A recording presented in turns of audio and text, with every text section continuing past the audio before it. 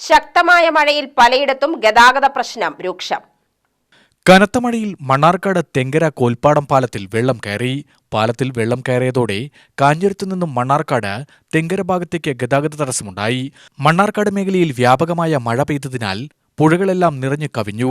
Siruvani dam 1/2 മീറ്ററോളം ഉയർത്തിയതിനെ തുടർന്ന് മണ്ണാർക്കാട് കുന്തിപ്പുഴയിലും തൂതപ്പുഴയുടെ കൈവരിയായ മുറിയങ്കണ്ണിപ്പുഴയിലും ജലവിധാനം ക്രമാതീതമായി ഉയർന്നിട്ടുണ്ട്.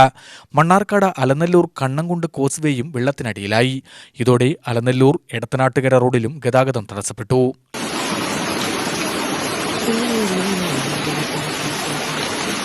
അട്ടപ്പാടി ചുരത്തിൽ വലിയ പാറ വീണ് ഗതാഗതം മുടങ്ങി. ഞായറാഴ്ച ഉച്ചയ്ക്ക് ശേഷമാണ് 9ാം വളവിൽ 20 അടി ഉയരത്തിൽ നിന്ന് റോഡിലേക്ക് പാറ വീണത്.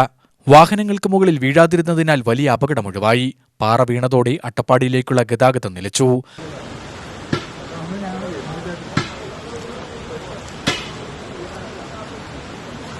പത്താം വളവിനപ്പുറം മന്ദംപൊട്ടിയിൽ മരവും റോഡിലേക്ക് വീണിട്ടുണ്ട്.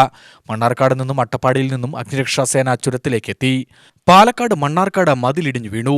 പള്ളിക്കുറുപ്പ് ചുള്ളിമുണ്ടിയിലാണ് മതിൽ ഇടിഞ്ഞു വീണത്. പ്ലൈവുഡ് കമ്പനിയുടെ മതിലാണ് ഇടിഞ്ഞു വീണത്. UTV news, Palakkad.